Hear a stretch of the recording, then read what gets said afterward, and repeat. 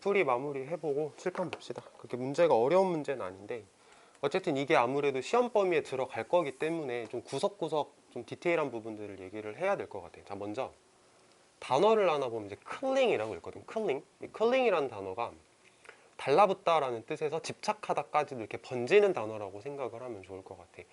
기억나는 단어 있어? 스틱이라고. 이것도 달라붙는다라는 뜻을 가지는데 달라붙는 거니까 집착하지 이렇게 해석을 하는 단어잖아. 스틱이라는 단어도 하나 더 얘기를 해보면 attach라는 단어도 그래. 이제 attach라는 어택이 아니고 attach, ch로 끝납니다.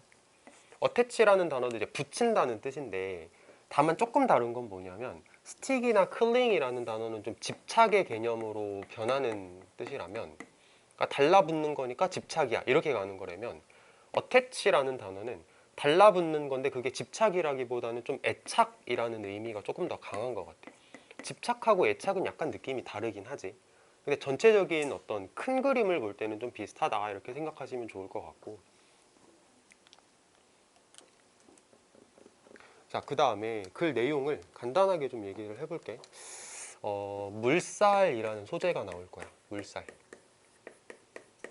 그러니까 예를 들어서 이제 강을 건너가는데 물이 되게 높아. 뭐 물이 허벅지까지 차올랐어. 그러면은 내가 그 강물에 휩쓸려서 내가 막 넘어지고 그럴 수 있는 거잖아. 근데 글쓴이가 그거를 좀 안 좋다라고 얘기를 하면서 이게 마치 뭐랑 비슷하냐면 가족에 대한 애착하고 비슷해 라고 얘기를 해. 그러니까 내가 물살에 휩쓸리는 것처럼 우리 가족한테 너무 애착을 많이 가지고 있으면 오히려 다른 사람들한테는 좀 틱틱댈 수도 있고 다른 사람들한테 좀 해가 되는 행동을 할 수도 있다. 그거 조심하자라고 얘기를 하는 글이야.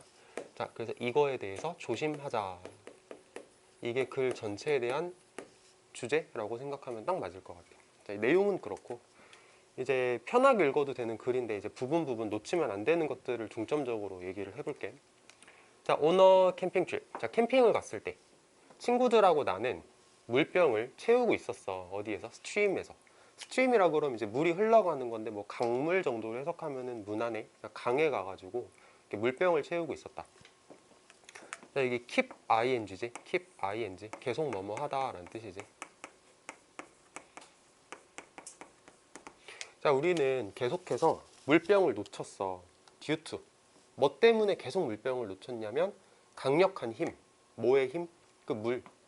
강에 있는 물의 강력한 힘 때문에. 그러니까 쉽게 말하면 물살이 너무 세가지고 물병을 계속 놓쳤습니다 라고 해석할 수 있는 것 같고.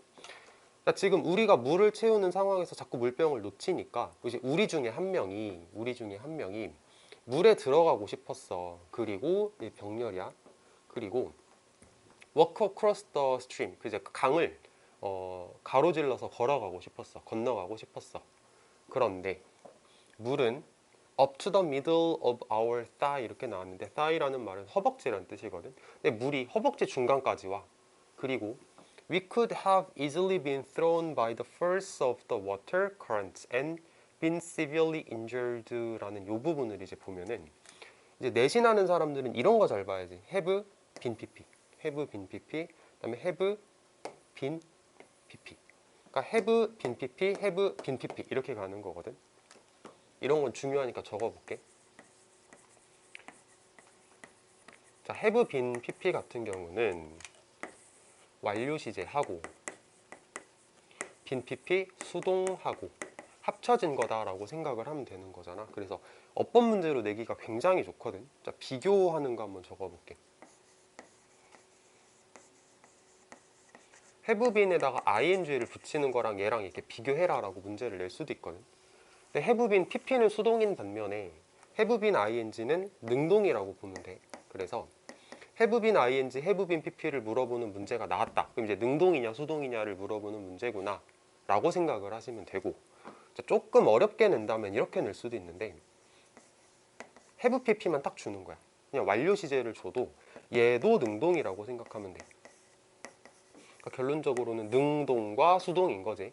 능동과 수동을 구별하는 문제는 언제든 나올 수 있는 거니까, 심지어 수능에서 나와도 이상하지 않은 거니까 이런 거는 꼭 챙깁시다.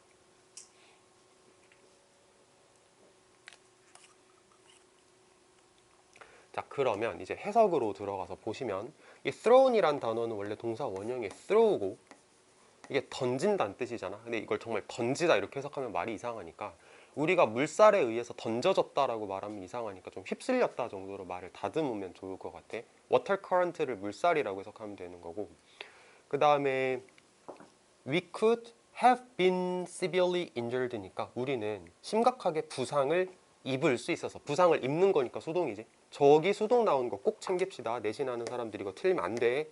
진짜 나올 수도 있는 부분.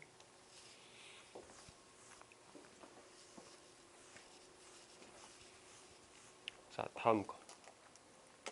자, this is exactly what happens with excessive attachment to family 라고 나오는 요 부분을 보면은 가족에 대한 과한 애정이거든. 과한 애정. 과한 애정, 뭐 집착 이렇게 해석해도 되는데, 아까 말했던 것처럼 attach라는 단어는 애정에 가깝기 때문에 집착으로는 해석을 안 하는 게 좋을 것 같아. 그래서 이 문장을 보면은 이것이 정확하게 가족에 대한 과한 애정과 함께 발생하는 것이다. 좀 다듬으면 가족에 대한 과한 애정이 있으면 정확하게 이런 일이 생긴다. 물살에 휩쓸리는 것처럼 네가 가족에 대해서 강하게 애착을 가지고 있으면 이제 휩쓸려가지고 제대로 판단을 못하게 될지도 몰라 하고 이제 땡땡 찍고 부연 설명하지. 자, 우리는 무기력하게, 자, 또 수동태 나왔지. are carried away.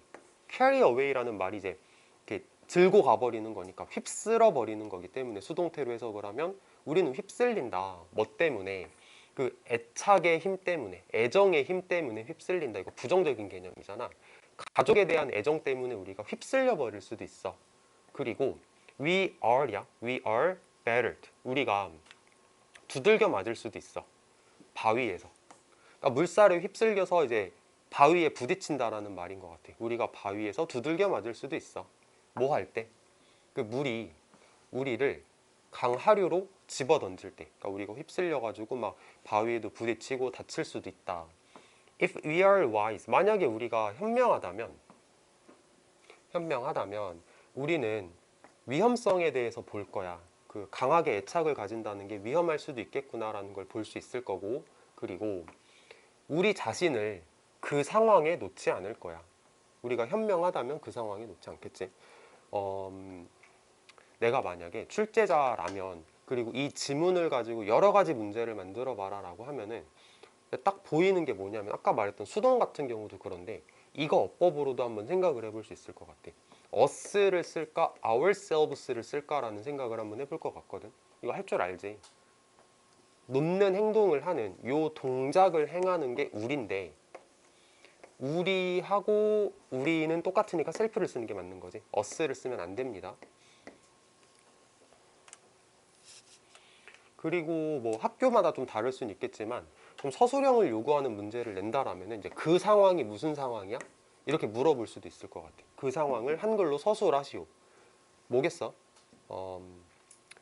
가족에 대한 과한 애착 때문에 상황 판단을 제대로 못하는 상황, 그런 식으로 서술을 하면은 괜찮은 말이 되겠지.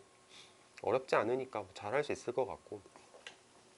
자, 그 다음에 similarly라고 하는 같은데 다른 연결사가 나왔습니다. 같은데 다른.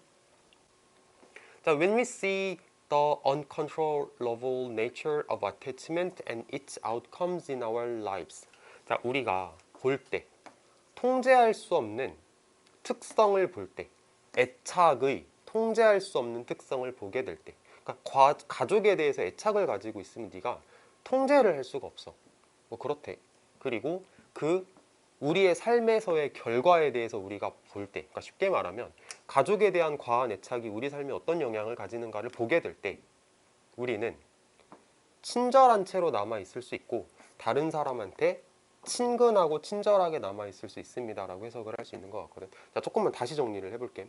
방금 전까지는 이제 강물에 가서 네가 이제 강물에 놀러 갔을 때 네가 만약에 현명한 사람이라면 그렇게 깊은 데 들어가지 않겠지.